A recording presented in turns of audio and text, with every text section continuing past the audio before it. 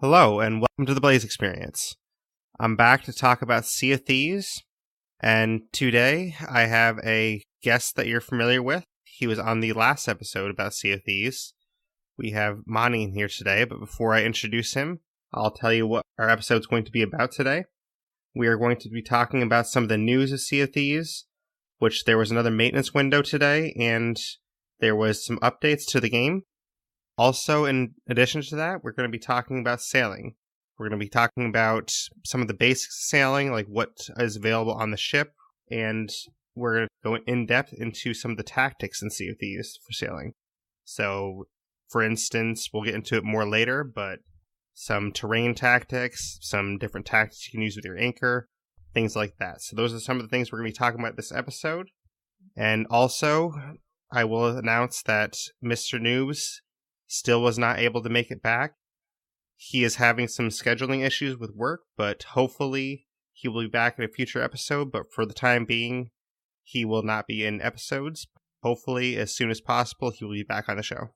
So, without further ado, I will introduce our guest. Like I said, Monty is back. He was here on his last episode, and he will also be in a Fortnite episode coming up soon.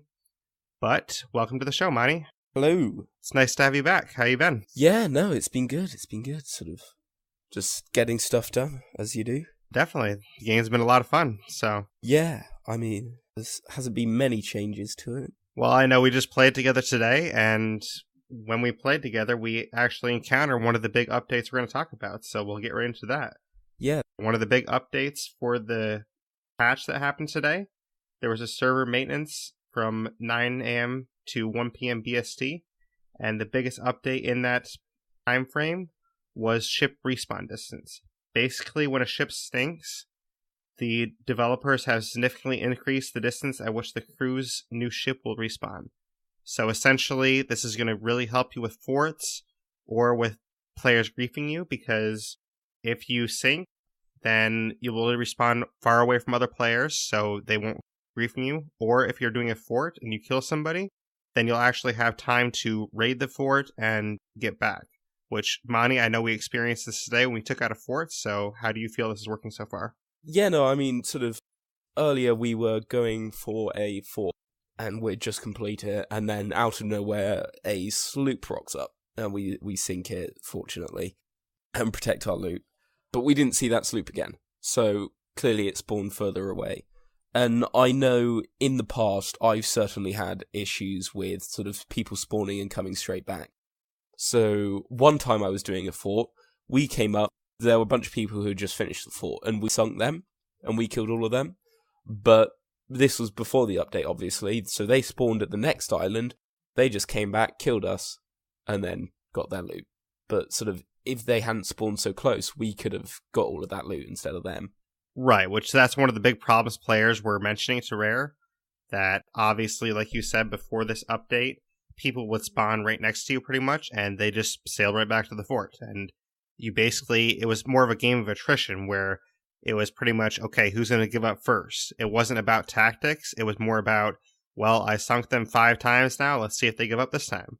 So it was more about just who could actually withstand and who could endure the 4 or 5 hour battle or whatever it took, but it was less about tactics. Now that they've actually changed the respawn distance, it's more about tactics, because like in our example today where we sunk the sloop actually spawned farther away, so technically speaking they could sail back to where we were, but it would take them a lot longer to do it, and we actually have more time to get the loot that we acquired and actually get out of there before they came back. Yeah, so sort of it sort of certainly situations like this where you just get these grueling battles of just having to go through galleon after galleon of it's just the same people and you just have to fight through them.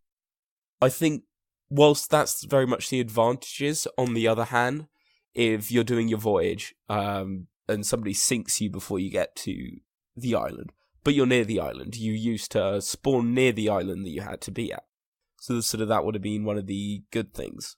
But obviously now you're going to have to sail further, which that might run the risk of bumping into them again. So sort of if you have somewhere specific you need to go, sort of there's still a bit of that risk, just there's going to be longer between those battles. Right, definitely. I mean, I could see where you're on a voyage and then you spawn further away. It can be frustrating or annoying, but on the flip side of that, think about the reason why you're actually spawning further away, because your ship did sink. So in most cases, that's going to be because someone found you at that island and sunk you. So in that case, it will actually be a good thing, because if you spawn further away, the ship that sunk you will probably be long gone by then, and then you can go right back to that island and continue your voyage. The only case I see it being more of a nuisance to players is, say you're on a voyage and you accidentally sink your own ship, like you crash into some rocks or something and you didn't repair fast enough. That's the one situation where it could be a nuisance, maybe, because you're not trying to stay farther away from a ship. You're just trying to do your voyage, but now you're farther away, so you have to sail all the way back to the island.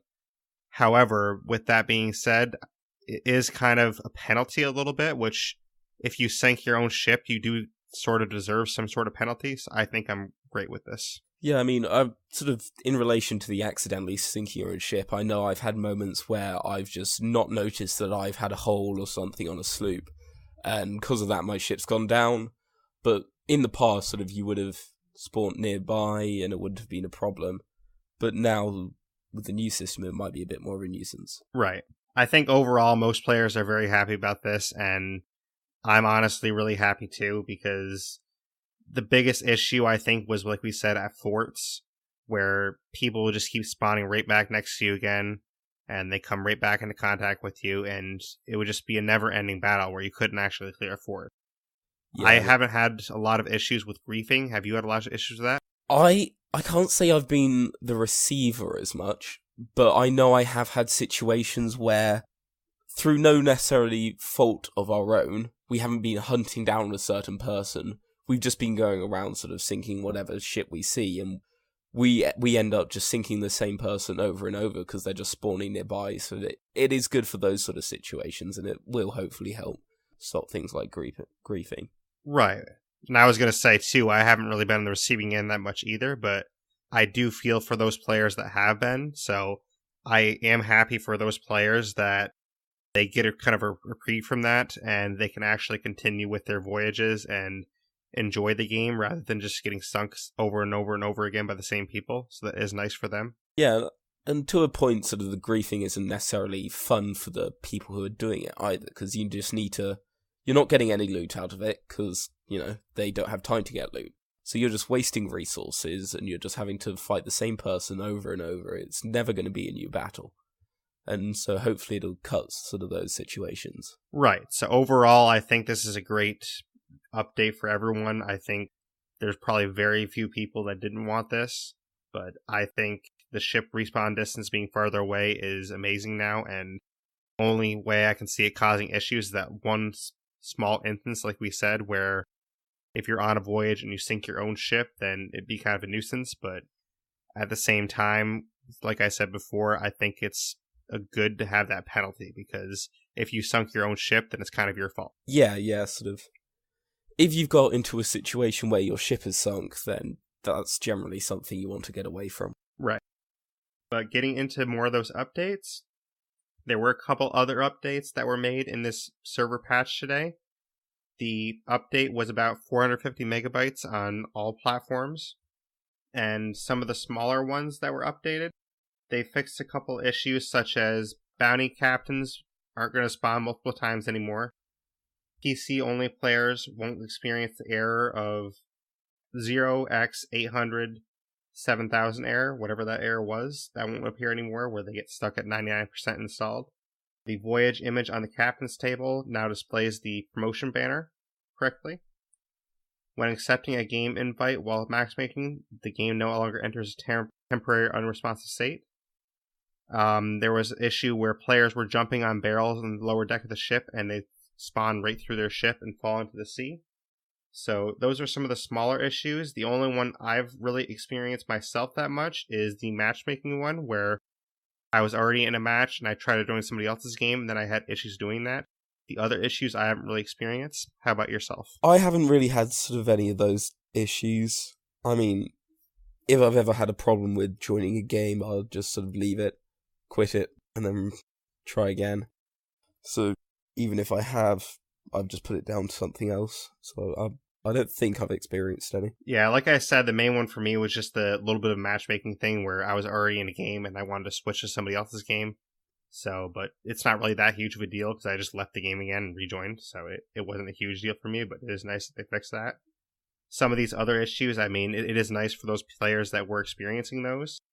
I think for the PC players, whatever that error was, they'll be happy that was fixed.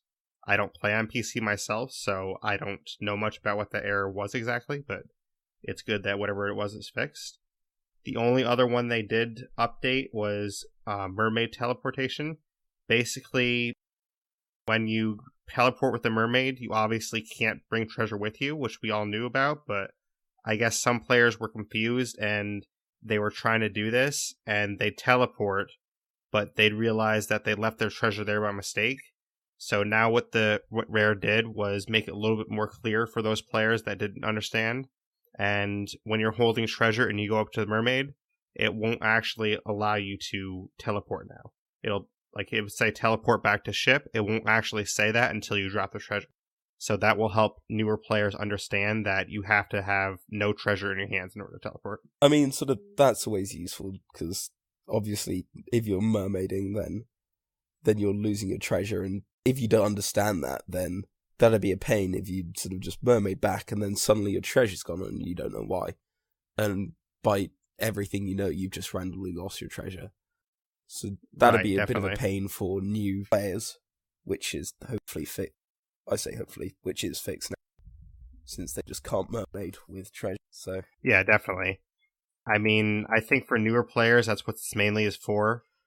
But for experienced players, it's kind of redundant because everyone already knew this. So it's like, well, that's just kind of redundant and it's not really going to matter to them. But I think it's a huge help for newer players because if you don't already know that, kind of like you said, I mean, that would really suck if you just bounce out to your ship and you have no treasure anymore and you don't know what happened. So that would be really frustrating and annoying for a new player, and it might help them, like, or not help them, but it might make them, I guess, like the game less because they didn't understand that.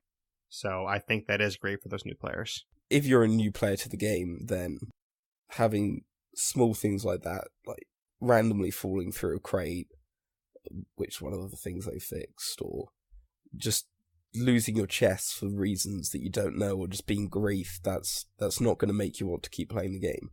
And from what I've experienced overall, the Sea of Thieves community is a great community. And while sort of half the time you do go around sinking ships, the other half of the time you can make friends and you can just join other people, and not every encounter is sort of an aggressive encounter. So sort of getting more people into this nice community is always good. Right, definitely. I've had some very positive encounters. So a lot of people probably think it's only negative just because they have been griefed, but there are definitely some positive encounters you have in the world.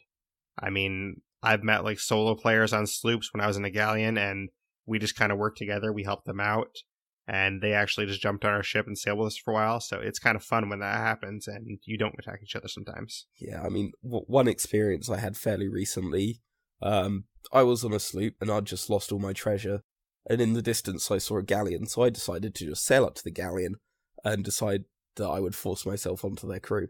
So I joined their crew. They couldn't say no, so I just joined them. I made no money from it, but I went around helping them with all their voyages, just because it was more fun than sailing around alone.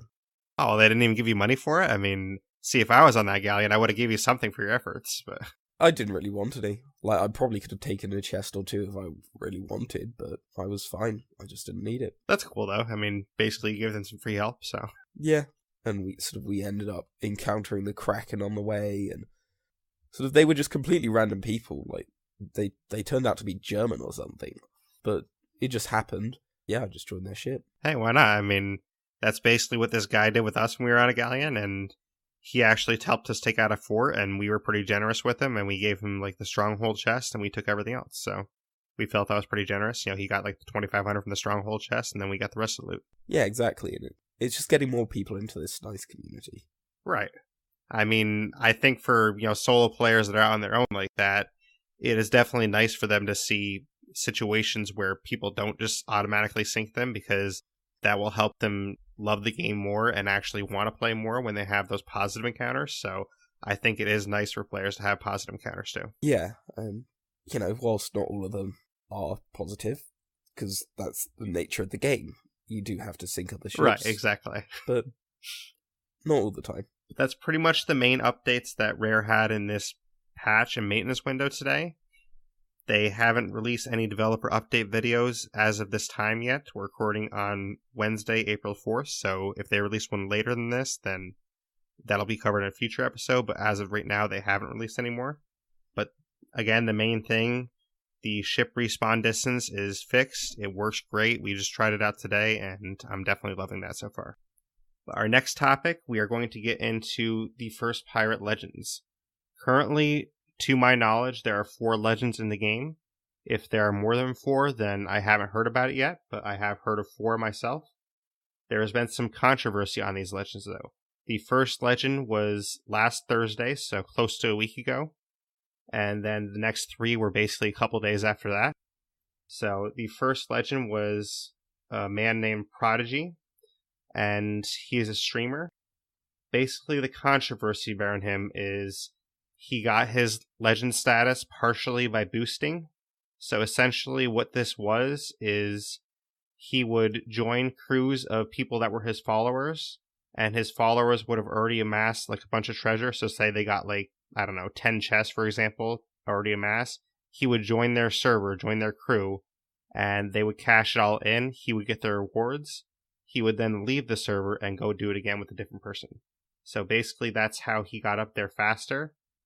I don't know how you feel about this, Monty. Well, I was reading into it a bit, and while sort of at face value, it seems like he's been doing this the entire way, and it's completely wrong.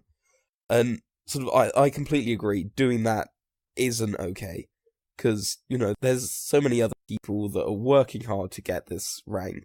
They're putting in time, they're putting in effort, and they're trying to get it legit. And sort of when people do things like this, it just makes it feel worth less. But reading into it, it's not as bad as it seems. So obviously sort of doing all of that is bad, but somebody on Reddit calculated the percentage of how much he actually boosted, and it was something like 21% he boosted. So he didn't actually boost that much. Most of it he did earn himself. He did most of it himself, and he played it like everyone else. And sort of there was some statistics comparing him with one of the legends who has achieved it completely sort of through grinding. And one thing I found quite interesting was the person who got it from grinding actually turned in more merchant quests than the guy or turned in more merchant crates and things like that than Prodigy. So whilst there are these issues, I think overall it's not as bad as it seems, and some people are blowing it out of proportion. Yeah, I would definitely agree with you there. I mean, I'll be honest, when I first heard about it, I was very upset and I was very angry when I first heard about it, Thursday when it happened. But since then, I've kind of grown a better understanding of all the issues involved. And like you said, he didn't boost for the entire time, but the 20% he did boost, basically the reason why I think a lot of people are so upset is Rare has said that they are going to immortalize the first legend, and I think a lot of people, myself included, are so upset that he is basically the first legend now when he used that as part of his legend status, when someone else that did it fully legitimately, they could have been the first legend instead. So I think Prodigy would have, I guess, less detractors and less of a controversy if he wasn't the first one, because a lot of people were trying legitimately to be the first legend and get that immortalized status in the game. And now he has done it with some tactics that I personally think are unethical. I mean, if you boost and you're okay with it, that's fine. I'm not going to not respect anyone for their choices, but for my taste, it is unethical for my taste. I don't know how you feel, Monty. Well, I think, say what you want, he's still put in pretty much all the time to do it. And he has still done a lot of voyages. If you look at the statistics, he's still done a lot of voyages. And he has still tried a lot. One thing I think that maybe what Rare could do is they could maybe have almost a joke about it in Sea of Thieves. So they could have, like, the first legend, Right. Prodigy X, whatever. And then underneath they could have the first real legend and the first person who achieved it legitimately. So sort of, whilst he was the first one to get it, he didn't do it completely fairly. So sort of, they could almost make a joke out of it and take it in their stride rather than completely shaming him or whatever. If they do something, I feel like if they take away his rank, he still put in the time, you know, he still put in a lot of the effort. So I think completely taking away from him anything, sort of completely stripping him, maybe isn't completely fair. Right. I'd agree with that too. I mean, I think, like you suggested, that is a good way of immortalizing him. And I think I don't know a lot about him, but I think from what I've seen of him, I think he has a decent sense of humor. So I think he would even be okay with that himself, where it's like kind of like a joke a little bit. I don't think he'd be too upset about that personally, but I could be wrong with that. But some people have been wanting him to be banned or have his account wiped or something like that, or just strip him of everything. I think that is definitely wrong, and Rare shouldn't go that far because, like you said, he did put in a lot of time in the game, and the boosting was only a slight percentage of it. I mean, 20% is, only a fifth of his time, so he did 80% of it himself. And I think he has actually put in some time into this game and should be recognized by Rare enough to at least keep his status and everything. And if he is immortalized, I think it should just be maybe more of a joke way, or maybe, like you said, having both legends up there together. But I don't think it was ethical to use the boosting at all, personally. I think players would just care about it a lot less if it wasn't the first one, because I think the big issue here is that there was a lot of hype around being the first legend because Rare was going to immortalize them, and I think a lot of players were excited to actually try and get that, and I think players want to feel excited or, like, I guess, celebrate the first legend, and I think it's difficult for some people to celebrate the first legend when there is this controversy around him. So I think that's the main issues involved, which a lot of people are on Prodigy's side are kind of saying, oh, people are just jealous. I don't think it really has to do with jealousy at all, honestly. I think it's just people are a little bit even hurt maybe by the fact that the first legend that did it legitimately grinding, they're kind of getting stripped of the rewards that they should get. And I think Prodigy being a legend is fine. It's just, I don't think he should get, I guess, the praise for doing it completely legitimately. Yeah, I completely agree. Sort of, he did use some dirty tactics, and that's going to have to be dealt with in some form. But overall, it's a light-hearted game. It's just a game. So I think, whilst it's completely not fair to strip him, he's still put in the effort. And the first person who does it completely legitimately, I feel like absolutely they deserve to be immortalized. But nonetheless, he was still the first person to get it. So I think, sort of, as I said, sort of maybe a bit of a joke about it, and just take it lightheartedly, than completely ruin his game, ruin everything he's got. He is a streamer, he makes part of his living off of this, and completely stripping him, that's going to affect that. Right, definitely. I mean, I think it'd be wrong to just strip him of that. From what I've seen of him, he seems like a really good guy in person. He seems like a really decent person, and I have no problem with him personally at all. And honestly, I'm not really even that mad at him or anything like that in the game aspect. It's just, I do kind of wish that the first one was someone that grinded their way there, and that way they could be first, and then Prodigy wouldn't really have many issues on his hands. Yeah, it's just sort of, it's happened now, it's done. How they'll deal with it, we'll see with their updates, but I think we just need to move on with it. Exactly, and that's kind of the next point I was going to bring up. I think we just need to, as a community, move on from this, because Prodigy has been getting a lot of hate on Twitter, a lot of hate on Reddit. He's been getting just hate everywhere, and even in his streams, people are going into his streams and trying to attack him in his streams. So I think that's a little bit too far. I think we shouldn't be attacking him. We shouldn't be harassing him. You know, he's still a person. He's still human. He didn't do anything like that wrong. I mean, basically, he did something a little bit unethical in a video game. Like, it's not that big of a thing where we need to actually be harassing him. He shouldn't be harassed. He shouldn't be attacked. So, you know, if you have attacked him, please don't do that anymore. Please just let him be, you know, let him live his life and actually continue with the game in his own time. Yeah, it's just sort of harassing him and everything. That's just taking it too far. Whilst it should be dealt with, you know, I just think there is a limit on how far it should be taken. Right, exactly. I mean, basically, if you don't agree with it, that's fine. I don't really agree with it fully myself. I am fine with him being a legend overall, like I said, but I don't really like that he was the first one.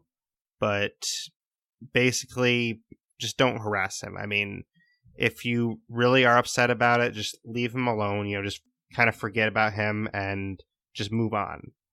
Move on with your game, and he'll move on with his game, and create your own legend, basically. You know, you can create your own legend, or you can actually endorse and celebrate a legend that did it a way that you think was better. Yeah, and it's down to Rare at this point, you know. Saying mean things about him or sending him mean messages, that's not going to change anything. Rare's to deal with this now.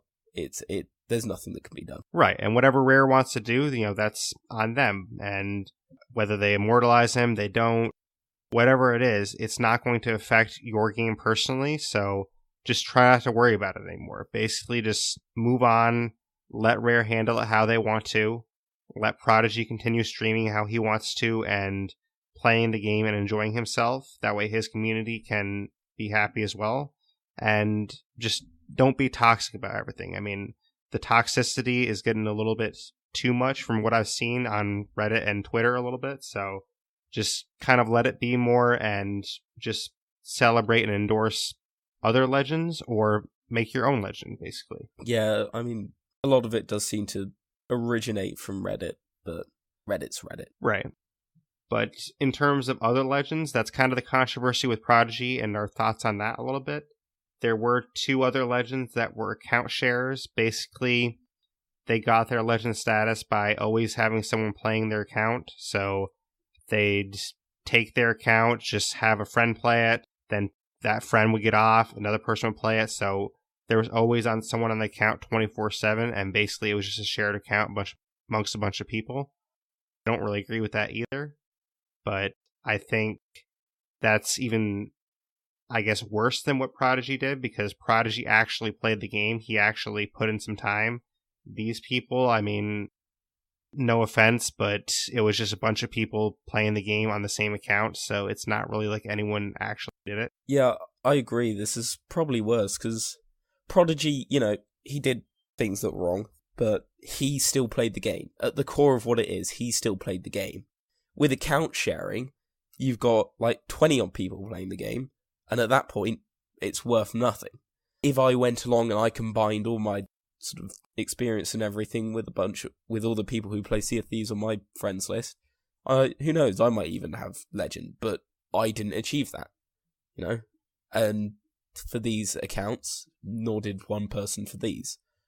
So I think, you know, at least Prodigy did it himself. Right, exactly.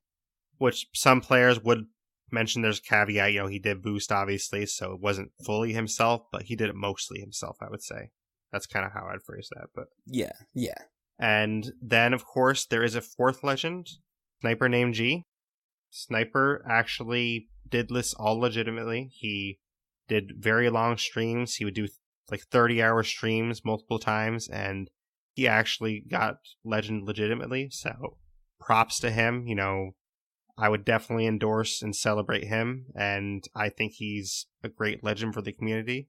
So I think he should get some sort of status from Rare. Yeah, I mean, sort of, the statistics I was mentioning earlier were comparing a lot of Sniper's statistics with Prodigy's statistics, because it seems that the community is widely recognizing Sniper as the first proper pirate legend. Right. So even if Rare ends up recognizing Prodigy as the first official legend, then Sniper, I feel like, will still be immortalized within the community as a legend.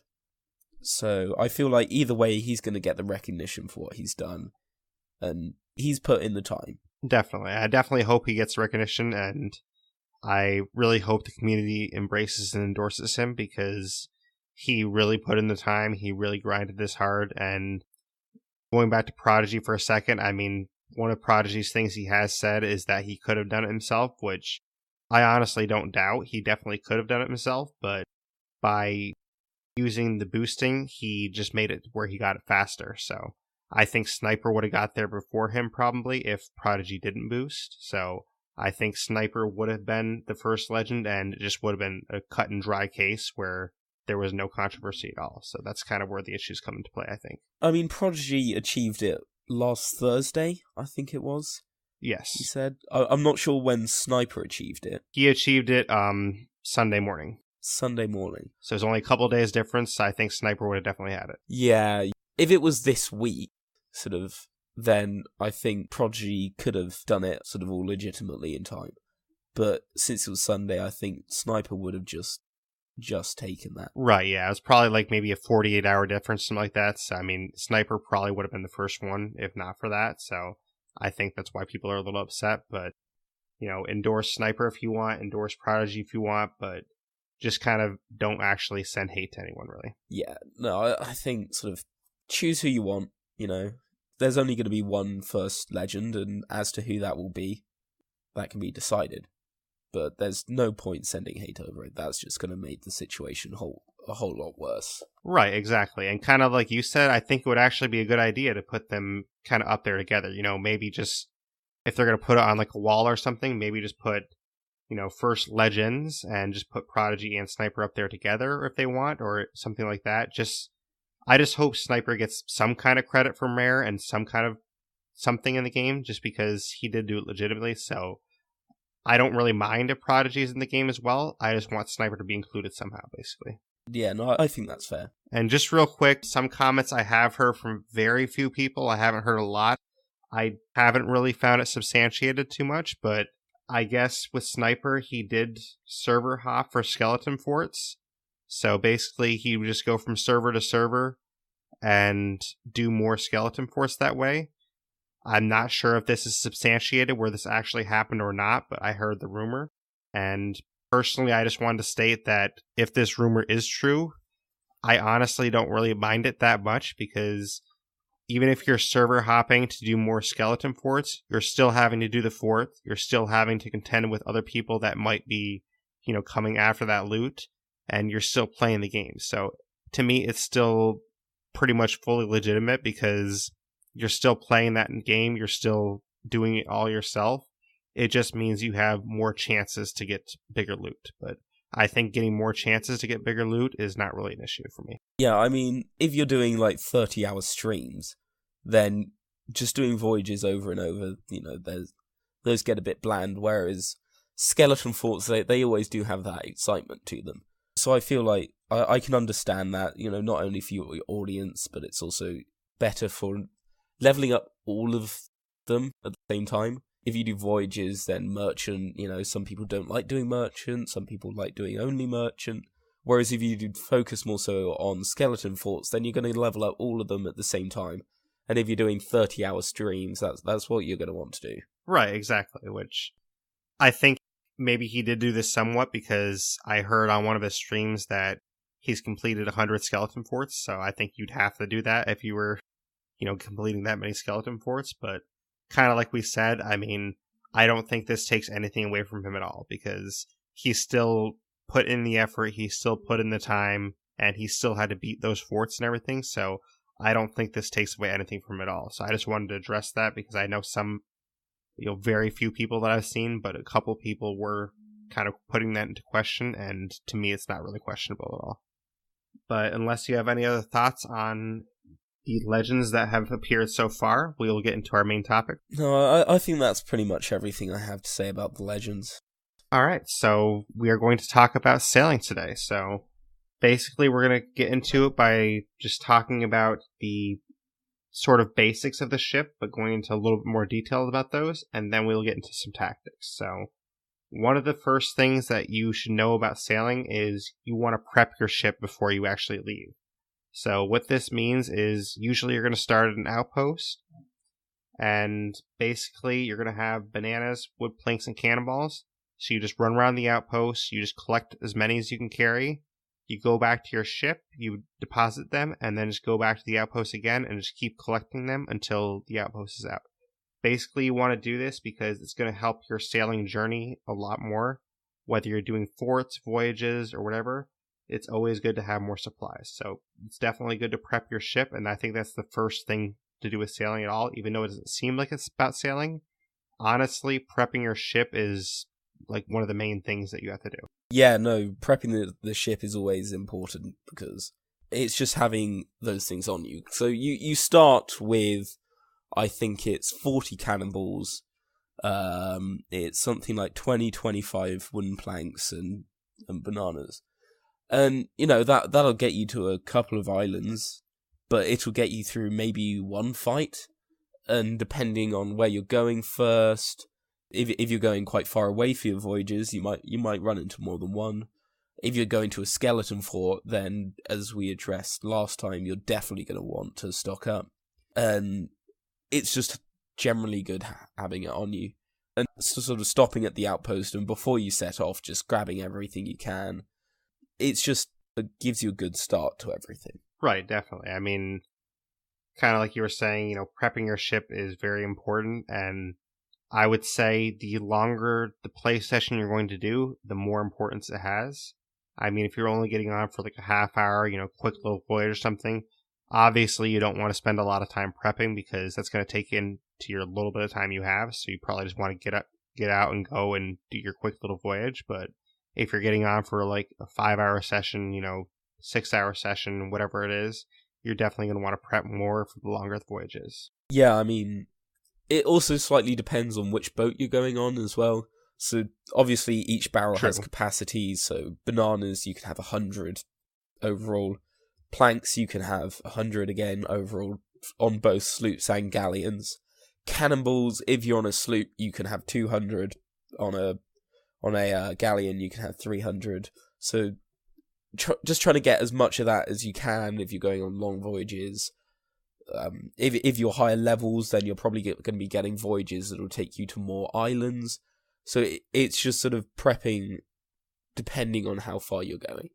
Another good place for prepping if you're on the seas is sunken ships. Those can give you lots and lots of resources, but you need to spend some time with those just to get everything, because those can give you quite a lot. And barrels of plenty too. Absolutely. And you can get some treasure as well from sunken ships, so always a bonus. Which, just for anyone that is newer, barrels of plenty are just barrels that are floating in the water. You see a bunch of barrels together, and usually those barrels have supplies in them, unless somebody already looted it. But just for any newer players, I will just mention really quick the locations of these barrels that you're going to stock up with. Your banana barrel, your wood plank barrel, and your cannonball barrels on the galleon are all in the middle deck. So basically you go to the middle deck, and right where the stairs are to go to the lower deck, that's where you'll have your planks and your cannonballs. And right as you go down your first set of stairs where the map table is, right to the right of that is where your bananas are going to be. On the sloop, it's a little bit different. On the bottom deck is where you're going to have your bananas and your planks. And then on actually your top deck, where it's right next to the cannonballs pretty much, or right next to the cannons, is where you're going to have your cannonball barrels. I think they did this just to make it a little bit easier for the sloop to maneuver and actually be able to fire the cannons. So that's where the locations are for the ships. But getting into sailing, obviously one of the main things you have to do with sailing is man your sails. So it depends what ship you're on, how many sails you're going to have. On the sloop, you're going to have 1 sail. On the galleon, you're going to have 3. So you're going to have a front, middle, and back sail on the galleon. And basically these sails have a sail angle and mechanism to raise and lower the sail. So the main thing you want to do with the sails is adjust for the wind. Do you want to tell people how you can adjust for the wind? Yeah, so adjusting for the wind is next to where you can raise and lower the sail, it's a sort of a spool, and you jump on it and you turn the sails from left to right. And whenever you're sailing around, there'll always be wind, and you want to get all of the wind going behind the sail. And if you do that, then you'll be going the fastest. So there's sort of 3 stages of how much wind you have. You have basically no wind, and that's when the wind is either going against your sail or it's not with it. Then you have partial wind, which is when you have part of the wind going towards it, but your sail isn't fully in the wind.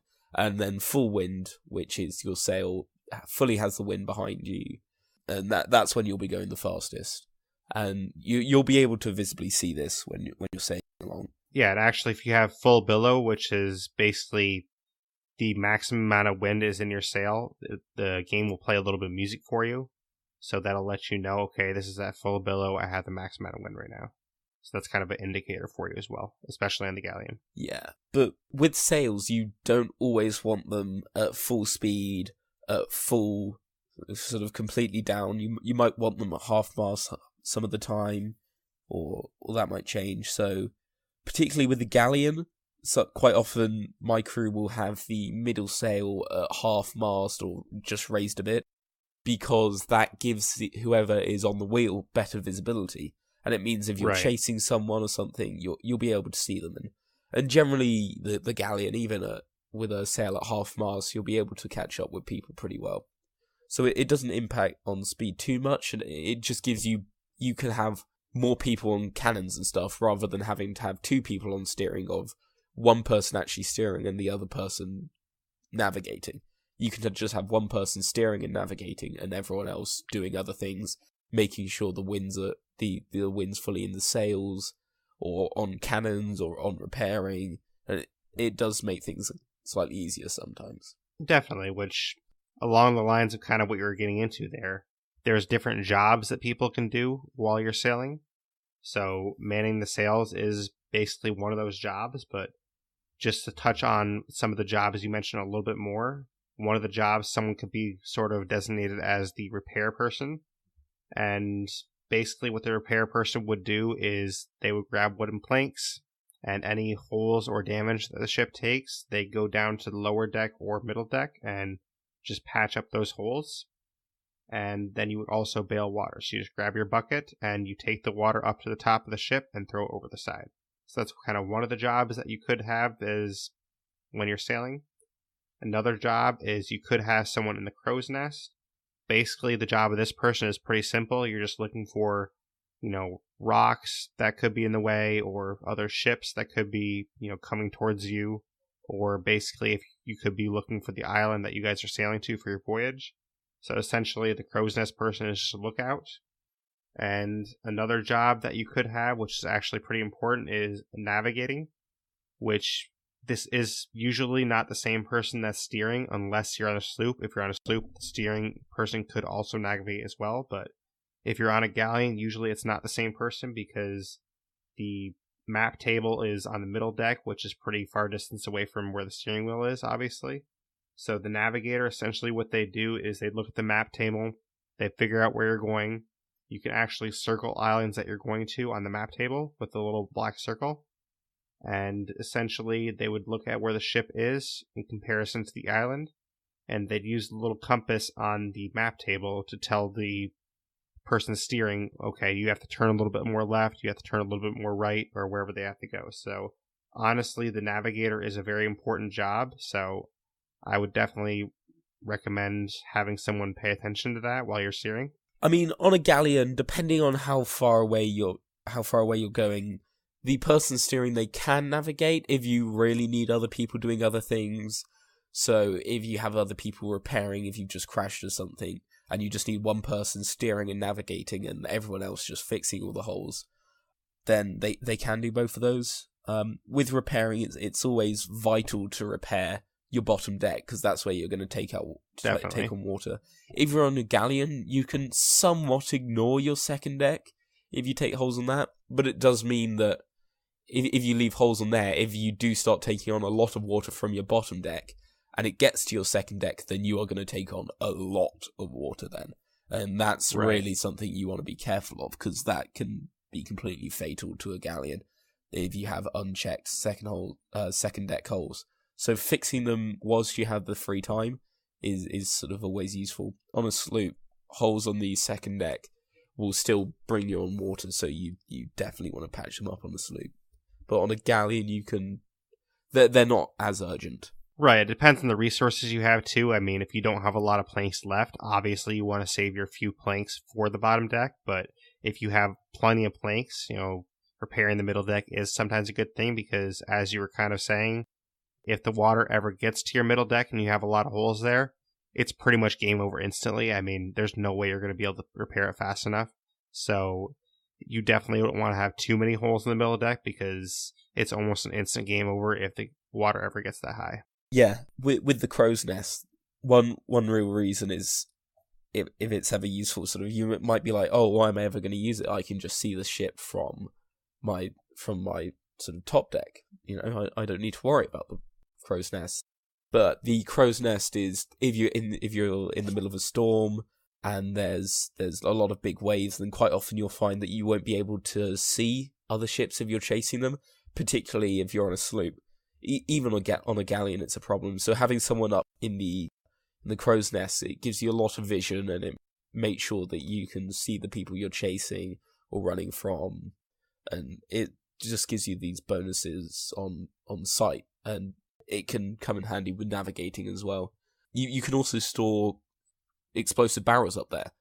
If you have an explosive barrel, I find it's often best to keep it up there, because if you keep it on the lower parts of your ship and it goes off, then that's going to cause you a lot of holes. But if it's in your crow's nest, then it doesn't really cause holes on your ship, so you don't need to worry about it. Right, and also if it's up there too, then people can't shoot it when they go by. So say a galleon is coming up alongside of you, they could just shoot the barrel if it's on your lower decks, but they can't shoot that if it's up at the crow's nest. They have to go all the way up there to shoot it. Yeah, so it just sort of gives your ship a bit of protection should you have those on board. But also to mention with these jobs too, I mean, it's not like this is a set thing where you have to be, okay, you're always the repair person. Most crews I play with, we just rotate jobs, and it's kind of just whatever the need is at that time, we all just band together to do it. We just mention these as jobs because there are different roles that you do have to do at different times in the process of sailing. Yeah, I mean, sort of, not everything's vital, so the sails, if you're not in a rush anywhere, those can be sort of left a bit. If there's only holes on the second deck of a galleon, then that can be left a bit.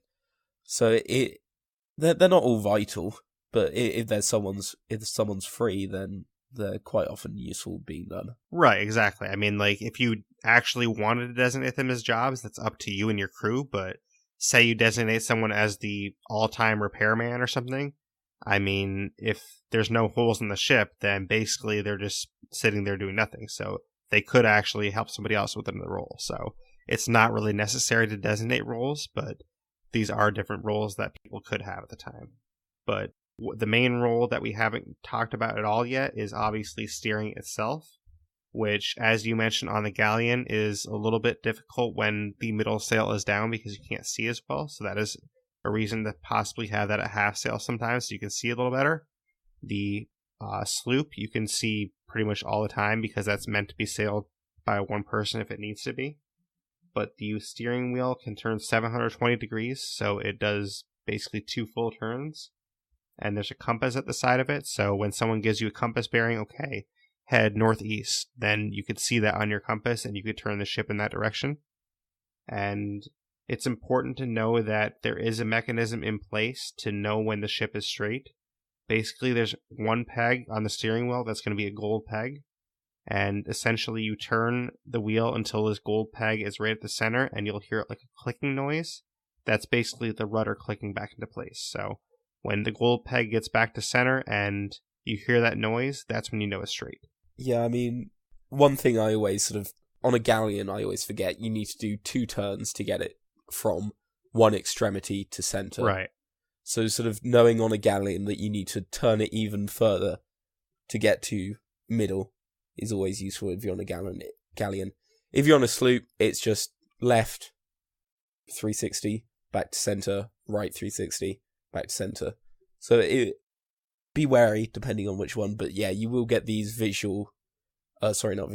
auditory sort of acknowledgements, so you know when you are in the center. Right, and it's also important to know, too, when you're steering, I mean, you don't want to make rash adjustments because, say you wanted to go left towards something, if you turn it all the way hard left, then you're going to have to probably turn back right afterwards, and then you just kind of leave yourself in a loop where you're overcorrecting, so you have to turn left, turn all the way back right, turn all the way back left, so you want to just make subtle adjustments unless you really have to, like, get out of somewhere fast, basically. So just try to make your turns a little bit more subtle. That way you don't have to spend, 10 minutes just going hard left, hard right, hard left.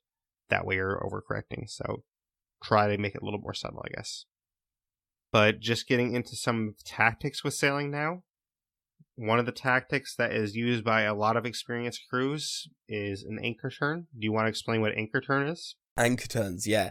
So if you're being chased by something, or if, for whatever reason, if you need to make a sharp turn on the moment, what you can do is drop your anchor whilst you're turning, and that'll give you a sharp, almost immediate turn, and then you raise your anchor back up, and you'll go off in the other direction. But it's just really useful for getting around, and particularly on sloops, where you can raise and drop your anchor really quickly, it's really useful for dealing with galleons. So one time I had a galleon chasing me, and what I did was I sailed around one side and turned left on an island, so they then couldn't see me.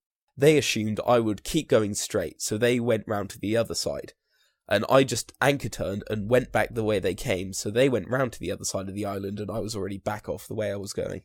So anchor turns, they can be really useful for, particularly on sloops, getting around galleons and just being really maneuverable in sort of these situations. Absolutely, and it can also be useful if you're trying to battle someone too. I mean, if you're right next to someone and you're engaged in a battle and you're not trying to run from them, it's a lot more helpful sometimes to just do an anchor turn to turn right back around to them and fire on them again, instead of trying to turn all the way around, because it takes a long time, especially on a galleon. So it's not just for running away from someone, it also can be used in battle as well. Yeah, no, it's just generally a really useful sharp turn for any situation. If you're coming up behind another ship, and you can anchor turn to get all your cannons facing it, so you can unleash a torrent on it without it being able to fire back, or any of these situations, you can just, anchor turns are just generally really useful as a general sharp turn. Definitely, and it's also very useful in another tactic which we're going to mention. I mentioned it briefly in a previous episode, but have you ever heard of or tried the edge of the map tactic? I haven't tried it myself. I have a rough idea of what it is, but I haven't tried it myself, no. Yeah, so basically what the edge of the map tactic is it kind of involves anchor turn, but if you're getting pursued by someone and you really don't want them to catch you, then what you can do is go towards the edge of the map, you go off the edge of the map, and then after you go off the edge of the map, you just do a sharp anchor turn, and you go back the other way, so you're going back onto the map. Usually, it depends if they're experienced or not. If they're not that experienced, usually the ship will keep sailing at full speed right past you, and they won't really realize they've gone off the edge of the map. So what's going to happen is you're going to be going back the other way. They're not going to realize it in time, and they're going to go off the edge of the map, and they're going to sink because their ship will start filling with holes, and they'll just sink. But even if they don't sink, then it's going to take them a while to repair and get back off the edge of the map. So it's actually going to give you a lot of distance to get away from them. So that's a good way to get people away from you if you have like a lot of treasure, or if you really just don't want to fight at that moment, or whatever it is. Unless they're very experienced and they actually look at their map ahead of time and see, oh wait, they're going off the edge of the map, let's just, wait for them to come back or something. They're probably not going to see it in time, and they will probably just sink themselves, and you'll get away. Yeah, and that does bring up one thing, particularly with always watching where you are on the map. Because if you're chasing someone, or you're running from someone, sometimes you can just get so into it that you lose where you are, and accidentally go off the map. So making sure that you don't go off the map is sort of another thing to keep an eye on. Right, definitely. I mean, it's basically just depending on what role you're in, you have to try and think of the other person's role. So if you're the person pursuing someone, then try and think, okay, if I was the ship getting chased, what would I be thinking of doing? And they might be thinking of trying to pull that edge of the map tactic. So you might want to actually look at your map and see, are they trying to go off the edge of the map? Where are they trying to go to? So it's kind of about just trying to think about what your opponent's doing and try to think the next step ahead of them. Yeah, I mean, sort of always thinking, trying to get one step ahead of anyone chasing you, or if you're chasing them, is just something you want to be doing. It's a good tactic because you can try and predict where they're going, and if you can predict where they're going, then you can align yourself so you can intercept them and get cannon shots on them, or vice versa, whatever. Exactly, and kind of related to the edge of the map tactic, there's tactics you can use for whatever terrain you're in. You know, basically, if someone's pursuing you, what you could do is you could sail through some rocks. They might try to go around the rocks, and you might be able to lose them by cutting through that sharper. Say you're in a sloop and they're in a galleon. If they're in a galleon, they might not be comfortable going through those rocks, so you could lose them that way. Another way you could lose them that's kind of similar is using the storm to your advantage. You could sail right into the storm, and some ships won't want to go into the storm to chase you. I mean, I just had a situation a few days ago where we were being chased, and we went into the storm. By a couple ships were chasing us. They didn't follow us in there, and then we actually came out the long side of the storm, so we sailed straight through the entire storm, and they didn't realize where we went, and we actually lost them that way. So those are two ways you can lose people by using terrain to your advantage. Yeah, I mean, sort of, as I mentioned with my story earlier, sort of, you can also use height of islands as well. So, I mean, sort of, my story of escaping this galleon pretty much used all of these terrain tactics. I went behind an island so they couldn't see me, I anchor turned and then went off the other way. They eventually got round and started chasing me again, but then I darted into some smaller rocky areas where they couldn't follow me. I eventually got away, but sort of it's just using all of your terrain around you, particularly as a sloop, to gain you these sort of advantages. Right, definitely. And another one we haven't mentioned too is if there's like shallow water somewhere, then what you can do, especially as a sloop, is try to lead that galleon into that shallow water where they're going to, scrape the bottom and have more holes that way. So you can definitely use shallow water or deep water to your advantage that way as well. And kind of like you said, using the islands to your advantage is a great strategy as well, because if you go behind the island, somebody might not see where you are, and you can kind of anchor turn behind the island, go back the other way, and they're not going to realize that. So you can definitely use islands to your advantage as well. So definitely look at the terrain that you're at, look at the terrain that's around you, and try to pick a spot where you can actually turn the battle into your advantage. Or even if you don't want a battle, it doesn't have to be a battle. If you're trying to escape somebody, just look at the terrain around you and try to figure out a way to use that terrain to get what you want. Yeah, and it's just sort of like knowing where you are. Sort of that's just always useful. So it again comes into with the edge of the map. Just sort of having a rough idea of where you are, where things are, where nearby outposts are, sort of things. So if you have like a chest or two, sometimes it's useful to just sail past the outpost. You jump off with the chest, they keep chasing your ship, and you turn in your chest, and you've got the money, you've lost nothing, and they spent too long chasing an empty ship. Exactly, and basically they just come away with wasted time, and while they come away with wasted time, you get all the treasure. So depending on how you work things, you can actually be the victor while they get nothing from it. Yeah, so it's just sort of keeping an eye on things. But you did mention turning in chest, and in relation to turning in chest, one of the tactics you can use that a lot of experienced players use that maybe some newer players don't know about is coasting into port. So can you explain to players how you coast into port instead of always using your anchor? Yeah. So coasting into port, it's generally more about the sails. So rather than dropping your anchor sort of or whatever, you'll raise your sails so you're going much slower, and this means you'll have more control over your ship, and you can get it in right next to the dock. And this is really useful for trading in lots of chests, because you can do lots of quick runs from your ship to sort of gold hoarders and all of that. Like, for example, earlier we did a skeleton fort together, and after that we had a lot of chests on and sort of other sort of things on our ship. So we raised our middle sail when we were coming into the dock, so we would go slower so we could get in nice and close to the dock, so it would be easier to make quick runs from the ship to any of the companies. Yeah, definitely. I mean, like you said, if you have a lot of treasure, then that's one of the best reasons to do that. But honestly, I think it's a good reason to do that almost all the time.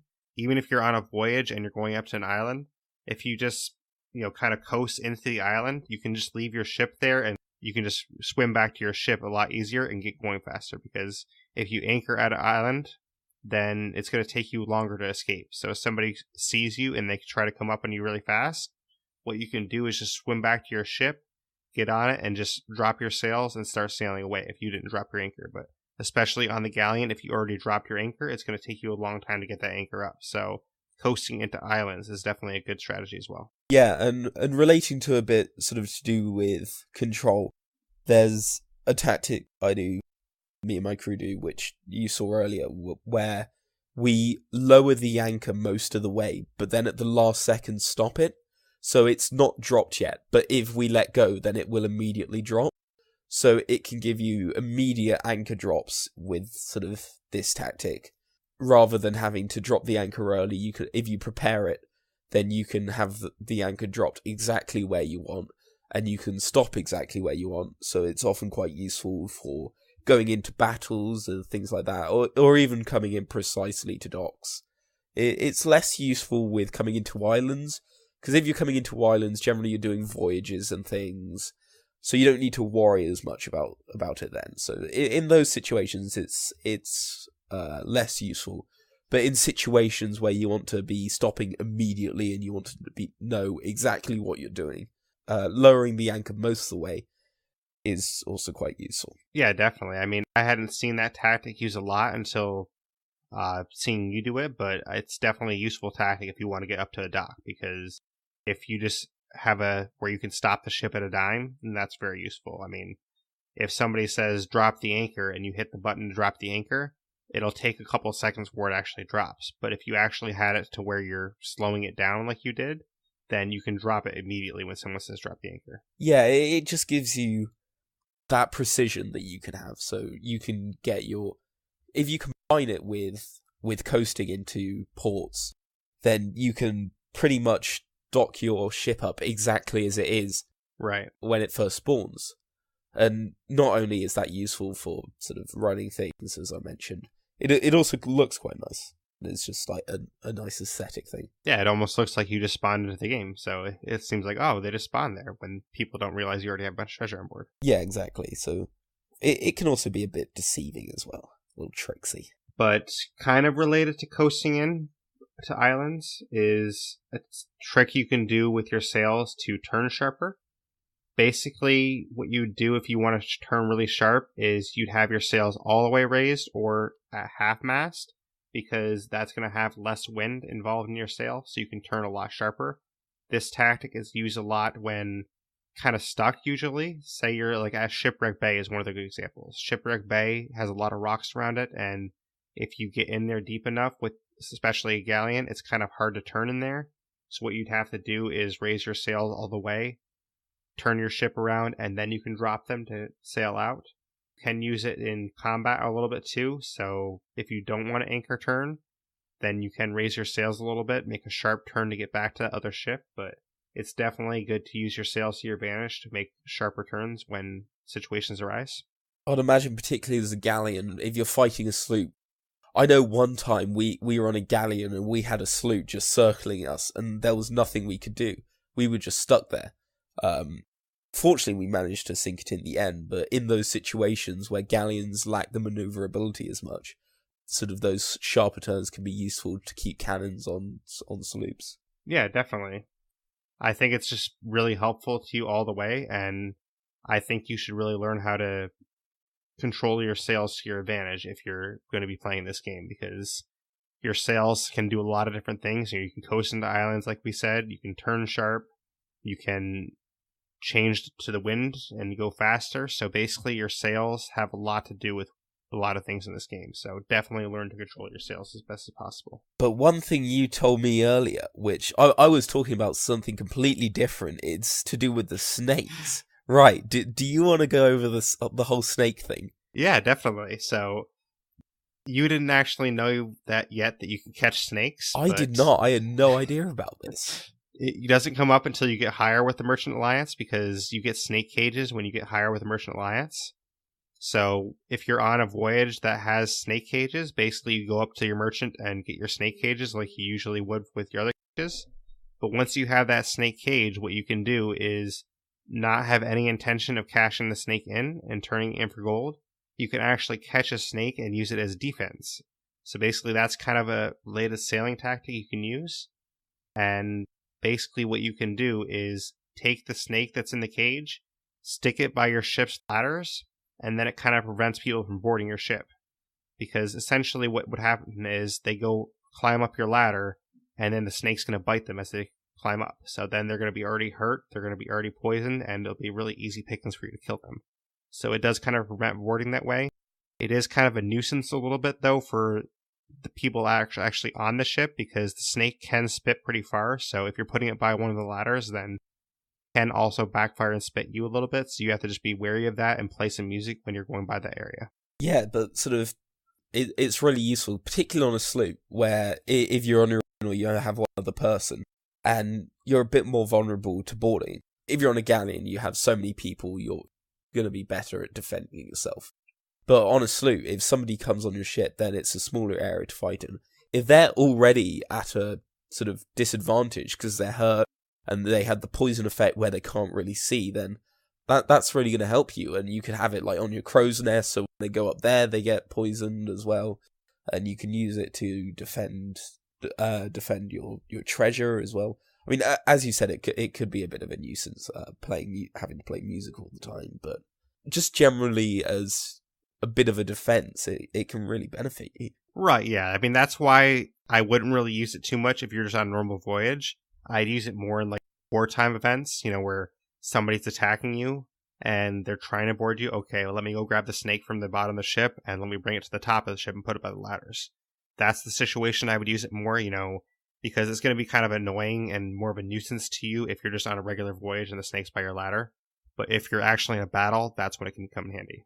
Yeah, if you sort of kept them out the way for most of the time and then brought them out for if you're in a fight, then that could just be sort of a really useful extra bit of defense. Exactly. Which, one last tactic we didn't really talk about too much yet, or actually we didn't mention it all yet, is using explosive barrels. Do you want to tell people how this can be used to your advantage when sailing? Explosive barrels, they can be fun. What you can do is, if you're being chased, you can drop them off the back of your ship.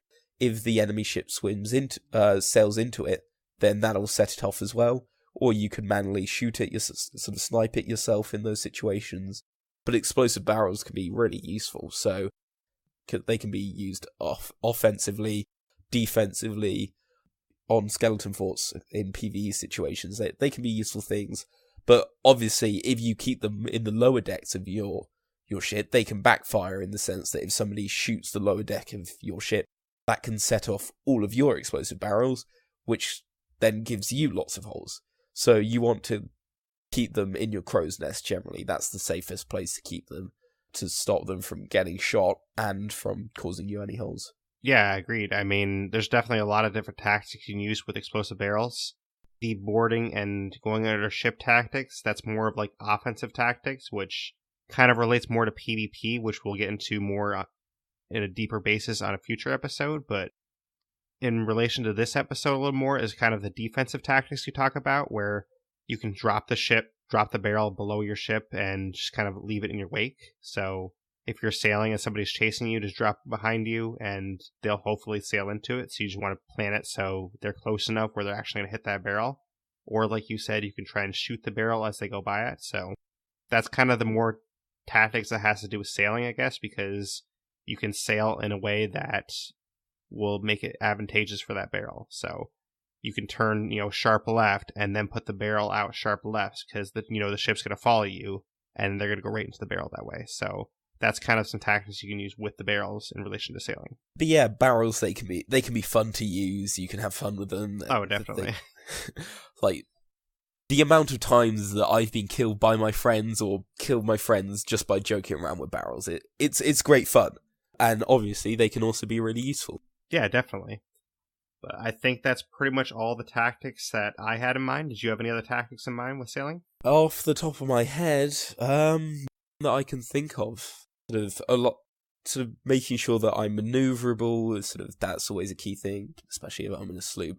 That's always something you want to stay on top of, and I think that's sort of pretty much everything discussed. I agree, and that's pretty much all we have for today's topic, but I definitely want to thank you again for coming on the podcast, Monty. This is going to be your third podcast now, so I really appreciate you coming on, and you're becoming kind of a regular now, so it's definitely appreciated. Well, thanks for having me. And if people want to find you or get in touch with you, how can they do so? Well, they can, if people ever want to play, they can hit me up on Xbox with Derreck, no capitals, spaces between each word. That's D-E-H, and then Epic Duck. So that's how they can find me on Xbox. From there, they can message me if people want to contact me any other way. Definitely. And for me, you can either contact me on Twitter @DerreckBlaise, or you can contact me via email, d.blaise89@gmail.com. Those are the two ways you can contact me. And to catch the podcast, you can either look on Apple Podcasts /iTunes, or you can look on Stitcher, Google Play, basically any app. We're going to be on there. So just search us on there, leave us some feedback, just subscribe to us, just give any kind of feedback and let us know how we're doing. But that's pretty much it for this episode. So thank you again, Monty, and we really appreciate you coming on. Thank you very much. And thank you to you, the listener, for listening. So thank you very much, and we will see you next time. Thanks for listening.